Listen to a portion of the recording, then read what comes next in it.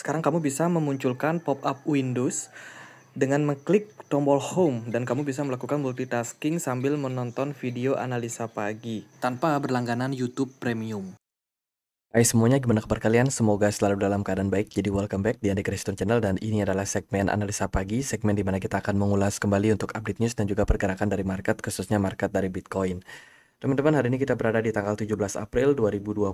Kita akan mulai seperti biasa dari kalender ekonomi terlebih dahulu. Jadi hari ini kita akan dapat beberapa rilis data yang cukup penting. Ada trade balance dari Jepang akan rilis ya sebentar lagi jam 7 pagi. Kemudian juga ada data deposit facility rate dan juga data interest rate decision dari European Central Bank. Prediksinya sih European Central Bank bakalan menurunkan suku bunga sekitar 25 basis point hari ini jam 7.15 malam nanti.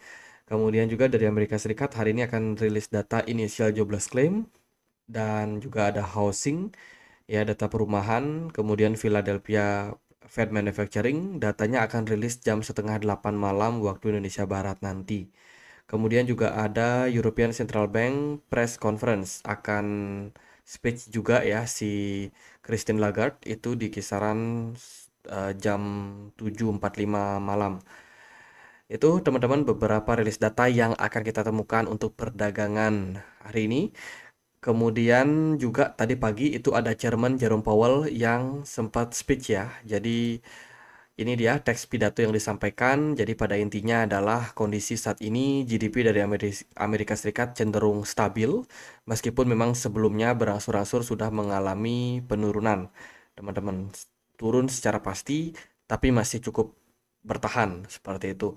Dan kalau kita lihat dari kondisi market juga ada pasar ketenaga kerjaan yang mana ini sudah mengalami tren yang cukup tangguh ya, meskipun pelan-pelan juga. Kalau kita lihat dari ketenaga kerjaan ini sedang mengalami turbulensi. Ada kombinasi antara sedikitnya jumlah pengangguran gitu dan juga beberapa perusahaan yang sudah melakukan layoff. Jadi sebenarnya data ketenaga kerjaan sementara ini untuk Amerika Serikat masih tergolong kuat, masih cenderung stabil seperti itu.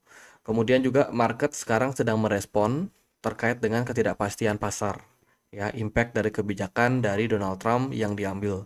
Makanya sekarang banyak sekali market yang udah mulai concern dan mulai mengantisipasi akan terjadi perlambatan perekonomian seperti itu. Dan kalau kita lihat juga dari kondisi saat ini ya, pasca pandemi, kondisi dari perekonomian Amerika Serikat disampaikan masih cenderung bagus gitu. Kondisi inflasi pun juga dinilai sudah mulai mengarah ke target positif untuk The Fed, yaitu ke 2% ya. Dan sekarang berangsur-angsur dari data baik itu CPI, PCE inflation yang selalu menjadi acuan, itu menunjukkan sekarang mereka lagi dalam jalur yang tepat gitu. Jadi inflasi dianggap sudah mengarah kepada target. Dan untuk kedepannya tentu saja dari The Fed sendiri itu perlu melihat beberapa poin penting. Yang pertama adalah terkait dengan perdagangan, kedua tentang imigrasi, lalu juga ada kebijakan fiskal dan juga regulasi-regulasi yang tentu saja akan mempengaruhi seperti apa perubahan dari ekonomi makro. Gitu. Makanya market sekarang dinilai dalam posisi yang tidak pasti terkait dengan tarif pajak. Kemudian juga ada beberapa negara yang juga akan mengubah kebijakan trade-nya atau perdagangannya karena Amerika Serikat yang udah menaikkan tarif pajak seperti itu. Jadi akan ada banyak sekali perubahan yang terjadi dalam beberapa waktu ke depan terkait dengan policy dan ini bakalan menjadi apa namanya? Menjadi hal yang penting untuk The Fed. Ya, The Fed tidak akan mengambil keputusan secara terburu-buru. Mereka nggak mau kecolongan, mereka akan tetap melihat seperti apa data gitu. Jadi pada intinya adalah kalau kita lihat dari sikap dari Jerome Powell ini mereka pengen untuk lebih tenang menyikapi segala macam ketidakpastian yang ada pada market. Jadi mereka tidak akan terburu-buru untuk melakukan pemangkasan suku bunga even itu inflasinya udah mulai turun. Karena meskipun inflasi secara jangka pendek ini terlihat turun, tapi dia menilai bahwa kebijakan tentang tarif itu bisa membuat inflasi sewaktu-waktu mengalami peningkatan gitu. Jadi mereka berhati-hati Pada intinya seperti itu. Kemudian kita balik lagi melihat data makroekonomi ya. Di perdagangan kemarin kita udah dapat beberapa data seperti Cina, kemarin rilis data GDP overall bagus ya, terjadi peningkatan terhadap GDP dari China. Sekarang udah mulai growth. Lalu dilihat dari data yang lain ada data inflasi CPI dari Inggris, hasilnya turun. Kemudian juga ada CPI dari Uni Eropa, kurang lebih hasilnya juga turun, ada di 2,4%. Ini merupakan sebuah indikasi yang positif, di mana hari ini Uni Eropa bakalan memangkas suku bunganya kembali. Semoga ini bisa diikuti oleh Bank Sentral Amerika ke depan. Itu ya teman-teman dari data makroekonomi ya, kita akan lihat juga data Fed Rate Monitor Tools. Sementara ini probability untuk the Fed menahan suku bunga di bulan Mei masih cukup besar ya, di mana suku bunga akan dipertahankan sekitar 4,5% dengan persentase sampai 86,5%. Overall kita melihat view sekarang bahwa the Fed masih akan tetap kekeh untuk mempertahankan suku bunganya pada next FOMC di bulan Mei tanggal 8 nanti. Kemudian kita akan sedikit melihat ya terkait dengan Presiden Trump, bagaimana dia melihat bahwa perkembangan ekonomi ke depannya dan seperti apa ketahanan pangan menurut undang-undang yang baru saja dibikin. Teman-teman, ini menyikapi terkait dengan beberapa kebijakan seperti import ya, kebutuhan dari logam ya. Kalau kita lihat dari critical material, kemudian juga beberapa material-material yang berhubungan dengan logam, yang memang Amerika Serikat ini banyak yang melakukan import dari negara China. Dan kemarin kan beritanya pemerintah Amerika Serikat itu menaikkan tarif kepada China ya, tarif import itu sampai kalau nggak salah 140%, 145%. Nah itu, ini akan membuat produksi dari mineral, apa namanya, logam-logam mineral itu dari Amerika Serikat itu akan digenjot produksinya. Sehingga mereka mencoba untuk memaksimalkan semuanya di dalam negeri. Gitu. Kebijakan tersebut tentu saja akan berdampak pada banyak hal ya, karena kalau kita melihat secara realitas sebenarnya kebutuhan dari Amerika Serikat ini untuk melakukan apa namanya yang namanya produksi dari material-material ini ya, mineral-mineral ini itu cenderung masih terbatas seperti itu. Makanya mereka butuh import kan dari China. Padahal China sebenarnya dapatnya barang dari Indonesia. Jadi cukup lucu, teman-teman. Makanya ya terkait dengan kebijakan ini kita akan melihat banyak sekali industri-industri yang akan berpotensi mengalami penurunan. Dan ini it's okay. Menurut Presiden Trump, ini bakalan tetap diberlakukan, di mana mereka akan cenderung concern ya terkait dengan hal tersebut dan sudah mengantisipasi hal tersebut seperti itu. Bahwa ya kita tahu tarif yang besar ini tentu saja akan menjadi peningkatan yang lumayan signifikan yang akan merubah perekonomian dari Amerika Serikat.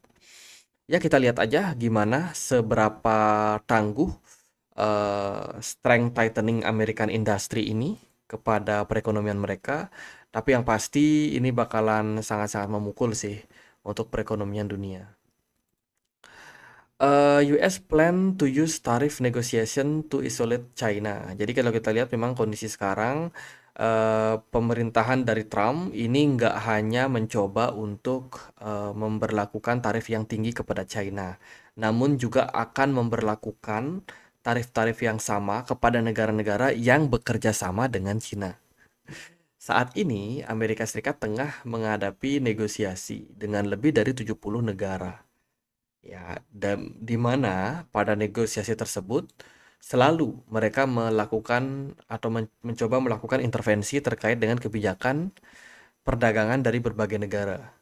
Misalnya nih, ada negara A yang bekerja sama sama China. Itu udah pasti Amerika Serikat akan sentimen dengan negara tersebut.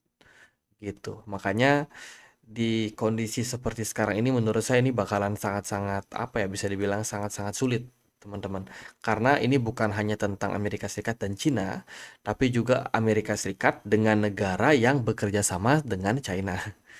Itu jadi ya itulah, jadi bikin pusing sebenarnya kebijakan-kebijakan seperti ini, dan menurut saya sih ini akan merugikan semua negara ya. Itu, sekarang gimana nih kondisi dari market Bitcoin-nya sendiri? Nah, kalau kita melihat dari kondisi makro yang seperti itu ya, complicated sekali, kacau sekali kalau menurut saya. Dan kondisi dari market Bitcoin-nya sendiri, Bitcoin justru mendapatkan beberapa tekanan. Ya, pertama dari long term holder. Yang kedua itu dari para miners, teman-teman. Ini udah mulai masuk ke fase merah atau di sini disebut sebagai signal bear market or correction. Jadi kita sudah masuk ke fase merah. Kemudian dilihat dari realized cap growth. Saat ini kita juga dalam posisi yang bearish ya, udah masuk ke indikator yang merah. Dilihat dari market extreme fear. Position sekarang lagi dalam posisi extreme fear. Kemudian juga dari data yang lain, macroeconomic factor leading. Kurang lebih saat ini juga dalam posisi yang negatif. Jadi dari berbagai macam aspek kita melihat posisi Bitcoin sementara ini dalam posisi yang negatif. Kemudian ada data tambahan terkait dengan whales and miner sell Bitcoin amid ongoing bearish condition. Ya, di saat posisi seperti ini, nah meskipun datanya nggak bisa ditampilkan ya, tapi eh, udah terjadi beberapa penjualan dengan jumlah besar pada Bitcoin dalam bulan Februari dan juga Maret kemarin. Ini membuat tekanan jual dari Bitcoin ini semakin menjadi-jadi. Kenapa enggak? Ya karena para miners butuh dana buat operasional mining mining operator mereka gitu. Sehingga mereka harus melakukan beberapa penjualan. Meskipun kalau kita perhatikan memang meskipun miners pada jualan, masih ada perusahaan-perusahaan lain yang beli. Contohnya kayak strategi, mereka seller. Itu selalu mau beli. Ketika minernya jual di OTC, ya si seller juga akan beli. Seperti itu. Tapi kalau kita melihat dari kondisi seperti ini sih sebenarnya ya tekanan jual itu masih sedang menjangkiti market gitu. That's why pergerakan Bitcoin dan kawan-kawan cenderung masih dalam fase penurunan. Sementara dari data yang lain, akhirnya setelah kurang lebih 2 minggu, Bitcoin spot ETF terus mengalami outflow. Kali ini ada inflow yang lumayan positif ya. BlackRock, kemudian 21 Share, Grayscale, Bitwise, FunEgg, Valkyrie Templeton, Franklin, kemudian juga ada Invesco, lalu ada Wisdom Tree, Hasdaq, itu sama-sama melakukan pembelian terhadap Bitcoin Spot ETF. Meskipun jumlahnya nggak banyak, tapi ini merupakan sebuah berita yang positif. Sementara dari Ethereum, Spot ETF masih dalam kondisi outflow. Lalu ada Canadian Solana ETF yang baru saja mendapatkan approval ya. Kemarin teman-teman nanya apakah Amerika Serikat sudah mengapprove? Jawabannya belum. Sementara ini masih di-approve sama regulasinya si Kanada, teman-teman. Jadi Solana ETF sudah bisa diperdagangkan di Kanada. Apakah harga Solana naik? Kayaknya sih kemarin agak sedikit positif ya. Naik 5% lah. Semoga bisa lanjut positif, teman-teman. Itu dari Kanada, kemudian kita next membahas tentang data monthly outlook ya dari Coinbase. How do you define a crypto bear market? Jadi gimana Coinbase mendefinisikan bear market? Kalau kita melihat dari kondisi seperti sekarang ini, kita sudah start of new winter. Jadi dia mengatakan kita sudah masuk ke fase crypto winter atau bahasa gampangnya bearish lah seperti itu. Dan kalau kita melihat memang kondisi dari market sekarang sudah mengalami penurunan dan juga kita lihat dari banyak sekali altcoin itu rata-rata juga sudah banyak yang mengalami koreksi parah ya. Dan juga dilihat dari venture capital funding itu di kuartal pertama 2025 ini sudah turun anjlok sampai 50 sampai 60%. Berarti venture capital di crypto ini udah pada mengurangi porsi mereka. Nah, itu merupakan sebuah indikasi kita masuk ke cycle winter gitu. Dan kalau kita melihat memang di kondisi saat ini memang cenderung agak sulit ya melihat pergerakan Bitcoin ini rally gitu. Tekanan jual justru terus terjadi dan sejauh ini sih proses dari koreksi yang terjadi ini lumayan eh, konekti lumayan mirip seperti yang terjadi pada S&P 500. Jadi terkoneksi dengan S&P 500 gitu. Dan kalau kita melihat sih dari kondisi sekarang ini kita dipicu dengan tarif ya. isu tarif yang menyebabkan market cenderung mengalami koreksi. Jadi menurut Coinbase kita sedang dalam awal winter. Nah, kemarin ada rumor katanya pemerintah Cina itu jualan sekitar 15.000 Bitcoin atau senilai 1,25 miliar US dollar berupa Bitcoin. Kemarin kita juga sudah sempat post di komunitas Telegram. Ini ya dari router kemarin ada berita katanya mereka tengah melakukan cara untuk melakukan penjualan berupa kripto-kripto hasil korupsi gitu. Dan ternyata kabar tersebut itu dianggap hoax, teman-teman. Completely false information dari Wu Blockchain. Router melaporkan bahwa sebuah perusahaan Shenzhen membantu pemerintah daerah Cina untuk menjual kripto senilai 400 juta sejak 2018 dan bahwa pemerintah Cina diperkirakan memegang sekitar 15.000 Bitcoin atau senilai 1,4 miliar pada akhir tahun yang lalu. Jadi ini berita hoax menurut dari Wu Blockchain. Jadi tidak benar. Kemudian Cina tell Trump to stop tightening and blackmailing. Kalau kita lihat sih dari sikap dari Cina saat ini memang Cina melihat bahwa perang dagang itu tidak akan menguntungkan kedua belah pihak. Ya, semuanya akan rugi dan Cina pengen sebenarnya untuk melakukan negosiasi. Tapi syaratnya adalah Amerika Serikat harus stop melakukan apa nih namanya ya blackmailing itu apa ya? Pemerasan. Jadi Cina akan ready untuk bernegosiasi dengan Amerika Serikat kalau Amerika Serikat ini bisa stop tightening mereka atau semacam pengancaman, pengetatan dan juga ya stop melakukan pemerasan. Nah, di kondisi seperti ini, Amerika Serikat ini kan terus mengancam nih. Kita akan naikkan tarif sampai 145%. Bahkan ada rumor yang membesar-besarkan sampai 245%. Tapi ya saat ini Amerika Serikat itu secara resmi memang mengancam Cina terkait dengan pengenaan tarif sampai dengan 145%. Sementara Cina itu hanya menetapkan tarif sampai 125%. Jadi gedean Amerika Serikat. Nah, kalau Amerika Serikat pengen untuk melakukan negosiasi, stop dulu melakukan pengancaman. Stop dulu apa namanya? Ibaratnya itu naikin tarif yang dibebankan kepada Cina, baru mereka akan ready untuk negosiasi. Sementara itu Jepang udah bertemu sama Trump ya. Jepang melakukan negosiasi terkait dengan tarif import gitu. Jadi ya itulah. Kemudian dilihat dari berita yang lain juga datang dari Scan terkait dengan burning yang dilakukan oleh Binance. BNB ya, token BNB itu di burning kemarin sebanyak 1.500.000 koin BNB di burning. Good news. Kemudian juga ada berita dari CEO Mantra yang melakukan burning OM mereka. Tim demi pemulihan kepercayaan komunitas. Ini mirip sekali seperti apa yang dilakukan oleh Terra Luna dulu ya. Mereka burning, koinnya naik ratusan persen jangka pendek, tapi nggak bisa balik ke level atas lagi. Gitu. Jadi burning ini cuma solusi sesaat jangka pendek. Setelah itu sih koinnya luntang-lantung aja. Nah, teman-teman, aku mau informasikan juga ya, ada campaign datang dari Get.io. Jadi ini campaign trading competition. Buat teman-teman yang tertarik, bisa ikutin campaign ini berhadiah sampai 130.000 US dollar. Jangan lupa klik join now karena campaign ini baru dimulai dan akan berlangsung sampai 12 hari ke depan. Teman-teman bisa ikutin campaign ini dengan melakukan trading di token Prom ya di spot market minimal adalah 500 US dollar selama campaign ini. Teman-teman akan berpeluang mendapatkan rewardnya.